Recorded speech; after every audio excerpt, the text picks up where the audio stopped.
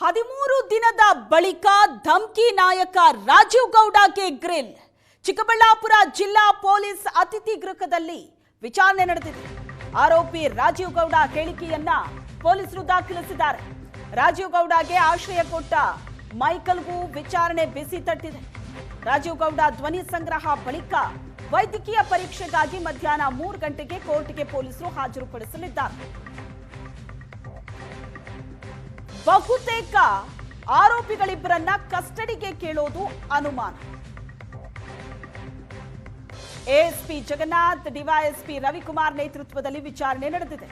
ಇವತ್ತೇ ಎಲ್ಲ ವಿಚಾರಣೆ ಮುಗಿಸೋದಕ್ಕೆ ಹಿರಿಯ ಅಧಿಕಾರಿಗಳು ಸೂಚನೆ ಕೊಟ್ಟಿದ್ದಾರೆ. ಚಿಕ್ಕಬಳ್ಳಾಪುರ ಜಿಲ್ಲಾ ಪೊಲೀಸ್ ಅತಿಥಿ ಗೃಹದಲ್ಲಿ ರಾಜೀವ್ ಗೌಡ ವಿಚಾರಣೆ ನಡೀತಾ ಇದೆ. ಇಷ್ಟು ದಿನಗಳ ಕಾಲ ರಾಜೀವ್ ಗೌಡಗೆ ಆಶ್ರಯ ಕೊಟ್ಟಂತಹ ಮೈಕಲ್ ಕೂಡ ವಿಚಾರಣೆಯನ್ನ ಎದುರಿಸಬೇಕಾಗಿದೆ. ಇದಾದ ನಂತರ ಕೋರ್ಟ್ಗೆ ಹಾಜರುಪಡಿಸಲಾಗುತ್ತೆ. CCTV ವಗೇರಾ ಕ್ಯಾಮ್ರಾ ಮತ್ತೆ ಫಾಸ್ಟ್ ಆಗಿದೆಯಾ, ಮತ್ತೆ ಯಾವ ಗಾಡಿಯಿಂದ ಹೋಗಿದ್ದಾರೆ ಅದು ಎಲ್ಲ ಮಾಹಿತಿ ಕಲೆಕ್ಟ್ ಮಾಡಿ. ಈಗ CCTV ಯೂಸೇಜ್ ತುಂಬ ಜಾಸ್ತಿ ಆಗಿದೆ.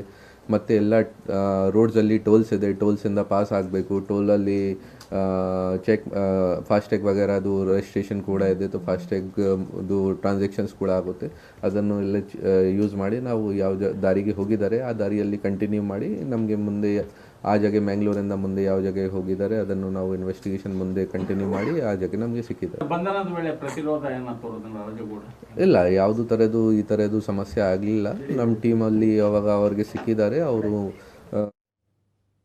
ಈ ಬಗ್ಗೆ ಹೆಚ್ಚಿನ ಡೀಟೇಲ್ಸ್ ಅನ್ನ ಕೊಡ್ತಾರೆ ನಮ್ಮ ಪ್ರತಿನಿಧಿ ರವಿಕುಮಾರ್ ಸಂಪರ್ಕದಲ್ಲಿದ್ದಾರೆ. ರವಿಕುಮಾರ್, ಫೈನಲಿ ರಾಜೀವ್ ಗೌಡ ಅರೆಸ್ಟ್ ಅಂತೂ ಆಗಿದೆ, ಈಗ ವಿಚಾರಣೆ ನಡೆಸ್ತಾ ಇದ್ದಾರೆ. ಸೊ ನೆಕ್ಸ್ಟ್ ಏನೆಲ್ಲ ಪ್ರೊಸೀಜರ್ ಇದೆ, ಜೊತೆಗೆ ಇವತ್ತು ಅವರನ್ನ ಕಸ್ಟಡಿ ಕೇಳೋ ಚಾನ್ಸಸ್ ಎಷ್ಟಿದೆ?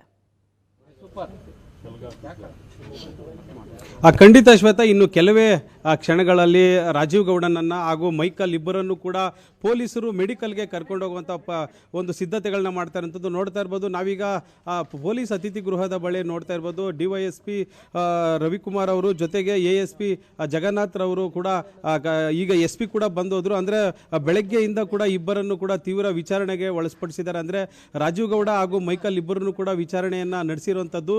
ಈಗ ಈ ಎಲ್ಲ ಪ್ರಕ್ರಿಯೆ ಮುಗಿದಿದೆ. ಇನ್ನು ಮತ್ತೊಂದು ಕಡೆ ನೋಡ್ತಾ ಇರ್ಬೋದು, ಇಲ್ಲೊಂದು ಪೊಲೀಸ್ ವಾಹನವನ್ನು ಕೂಡ ಹಾಕೊಂಡಿರುವಂಥದ್ದು. ಅಂದರೆ ಇನ್ನೇನು ಕೆಲವೇ ಕ್ಷಣಗಳಲ್ಲಿ ಈಗ ರಾಜೀವ್ ಗೌಡ ಮತ್ತು ಮೈಕಲ್ ಇಬ್ಬರನ್ನು ಕೂಡ ವೈದ್ಯಕೀಯ ಪರೀಕ್ಷೆಗೆ ಕರ್ಕೊಂಡು ಹೋಗ್ತಾರೆ. ವೈದ್ಯಕೀಯ ಪರೀಕ್ಷೆ ಬಳಿಕ ಅವರನ್ನು ಅಲ್ಲಿಂದ ನೇರವಾಗಿ ಶಿಡ್ಲಘಟ್ಟದ ಒಂದು JMFC ಕೋರ್ಟ್ಗೆ ಹಾಜರುಪಡಿಸೋರಿದ್ದಾರೆ. ಅಂದರೆ ರಿಮ್ಯಾಂಡ್ ಅಪ್ಲಿಕೇಶನ್ ಕೂಡ ಹಾಕುವಂಥ ಸಿದ್ಧತೆಗಳನ್ನ ಈಗಾಗಲೇ ಶಿಡ್ಲಘಟ್ಟ ಪೊಲೀಸ್ ತನಿಖಾಧಿಕಾರಿ ಆನಂದ್ ಅವರು ಸಾಕಷ್ಟು ಪ್ರಕ್ರಿಯೆಗಳನ್ನು ಮುಗಿಸಿದ್ದಾರೆ. ಇದಕ್ಕೂ ಮುಂಚೆ ಸೋಕೋ ಟೀಮ್ ಅವರು ಬಂದು ರಾಜೀವ್ ಗೌಡ ಅವರ ಒಂದು ಧ್ವನಿಯನ್ನು ಸ್ಯಾಂಪಲನ್ನು ಕೂಡ ಕಲೆಕ್ಟ್ ಮಾಡ್ಕೊಂಡಿರೋದು. ಅಂದರೆ ಅಮೃತ ಗೌಡಗೆ ಫೋನ್ನಲ್ಲಿ ಬೆದರಿಕೆ ಹಾಕಿದ್ರು. ಸೊ ಈ ಒಂದು ಸಂಬಂಧಪಟ್ಟಂತೆ ಸೊ ಈಗ ನೋಡ್ತಾ ಇರ್ಬೋದು ದೃಶ್ಯಗಳಲ್ಲೇ ನೀವು ಈಗ ರಾಜೀವ್ ಗೌಡ ಅವರನ್ನ ಹೊರಗಡೆ ಬರ್ತಾ ಇರುವಂಥ ದೃಶ್ಯಗಳು ನೋಡ್ತಾ ಇರ್ಬೋದು. ಸೊ ಈಗ ಕೆಲವೇ ದೃಶ್ಯಗಳಲ್ಲಿ ನೀವು ನೋಡ್ಬೋದು. ಅಂದರೆ ಇಲ್ಲಿಂದ ನೇರವಾಗಿ ಅವರನ್ನು ಆಸ್ಪತ್ರೆಗೆ ಮೆಡಿಕಲ್ಗೆ ಕರ್ಕೊಂಡು ನೋಡ್ತಾ ಇರ್ಬೋದು. ಈಗ ರಾಜೀವ್ ಗೌಡ ಅವರು ಹೊರಗಡೆ ಬರ್ತಾ ಇದ್ದಾರೆ. ಸೊ ನೋಡ್ತಾ ಇರ್ಬೋದು, ಬ್ಲಾಕ್ ಟಿ ಶರ್ಟು ಮತ್ತು ಒಂದು ವೈಟ್ ಒಂದು ಕ್ಯಾಪ್ ಹಾಕಿದ್ದಾರೆ. ಇವರು ರಾಜೀವ್ ಗೌಡರನ್ನ ಪೊಲೀಸರು ಇಲ್ಲಿಂದ ನೇರವಾಗಿ ಮೆಡಿಕಲ್ಗೆ ಕರ್ಕೊಂಡು ಹೋಗುವಂಥ ಮೆಡಿಕಲ್ಗೆ ಕರ್ಕೊಂಡು ಹೋಗ್ತಾರೆ. ಸೊ ನೋಡ್ತಾ ಇರ್ಬೋದು, ಇಲ್ಲಿ ರಾಜೀವ್ ಗೌಡರನ್ನ ಪೊಲೀಸು ಒಂದು ಸಿಬ್ಬಂದಿ ಎಲ್ಲರೂ ಸೇರಿ ಈಗ ಅವರನ್ನು ಜೀಪ್ನಲ್ಲಿ ಕರ್ಕೊಂಡು ಈಗ ಸರ್ಕಾರಿ ಆಸ್ಪತ್ರೆ ಬಳಿ ಮೆಡಿಕಲ್ ಮಾಡಿಸೋದಕ್ಕೆ ಎಲ್ಲ ಸಿದ್ಧತೆಗಳನ್ನ ಮಾಡಿಕೊಂಡು ಈಗ ಅವರನ್ನು ಕರ್ಕೊಂಡು ಹೋಗ್ತಾ ಇದ್ದಾರೆ. ಇವ್ರ ಜೊತೆಗೆ ನಂತರ ಮೈಕಲ್ರನ್ನು ಕೂಡ 2ನೇ ಹಂತದಲ್ಲಿ ಕರ್ಕೊಂಡು ಹೋಗುವಂಥ ಪ್ರಕ್ರಿಯೆಗಳೀಗ ನಡೀತಾ ಇರುವಂಥದ್ದು. ಇದಿಷ್ಟು ಶ್ವೇತಾ, ಏನು ಇಲ್ಲಿ ಅಂದರೆ ಪೊಲೀಸ್ ವಾಹನದಲ್ಲೇ ಅವರನ್ನು ಮೆಡಿಕಲ್ಗೆ ಚಿಕ್ಕಬಳ್ಳಾಪುರದ ಸರ್ಕಾರಿ ಆಸ್ಪತ್ರೆಯಲ್ಲಿ ಮೆಡಿಕಲ್ ಮಾಡಿಸಿದ ಬಳಿಕ ಅಲ್ಲಿಂದ ನೇರವಾಗಿ JMFC ಕೋರ್ಟ್ಗೆ ಕರೆದೊಯ್ಯಲಿದ್ದಾರೆ. ಹೀಗಾಗಿ ಇವರನ್ನು ಈಗ ಪೊಲೀಸ್ ವಾಹನದಲ್ಲಿ ಸಿಬ್ಬಂದಿ ಅವರೆಲ್ಲ ಸೇರಿ ಈಗ ರಾಜೀವ್ ಗೌಡನನ್ನ ಕರ್ಕೊಂಡು ಹೋಗ್ತಾ ಇರುವಂಥದ್ದು. ಸೊ ನೋಡ್ತಾ ಇರ್ಬೋದು ದೃಶ್ಯಗಳಲ್ಲಿ. ಸೊ ಎಲ್ಲರೂ ಅಂದರೆ ಆ ಕಡೆ ನೋಡ್ತಾ ಇರ್ಬೋದು ರಾಜೀವ್ ಗೌಡರು ಕೂಡ ಇಲ್ಲಿದ್ದಾರೆ. ಸೊ ಈ ಒಂದು ರಾಜೀವ್ ಗೌಡರನ್ನ ಮೆಡಿಕಲ್ಗೆ ಕರ್ಕೊಂಡು ಹೋಗುವಂಥ ಒಂದು ಕೆಲಸವನ್ನು ಈಗ ಪೊಲೀಸರು ಮಾಡ್ತಾ ಇರುವಂಥದ್ದು. ಸೊ ಇಲ್ಲಿಂದ ನೇರವಾಗಿ JMFC ಕೋರ್ಟ್ಗೆ ಕರ್ಕೊಂಡು ಹೋಗ್ತಾರೆ.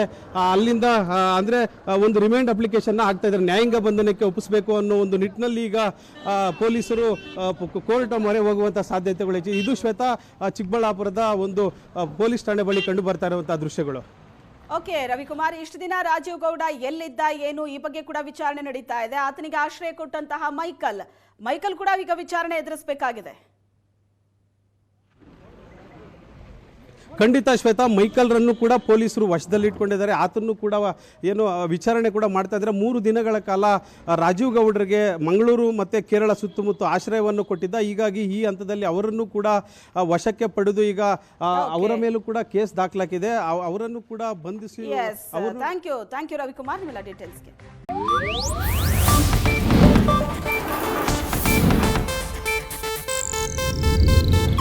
ಇದು ಏಷ್ಯಾನೆಟ್ ನ್ಯೂಸ್ ನೆಟ್ವರ್ಕ್ ಪ್ರಸ್ತುತಿ.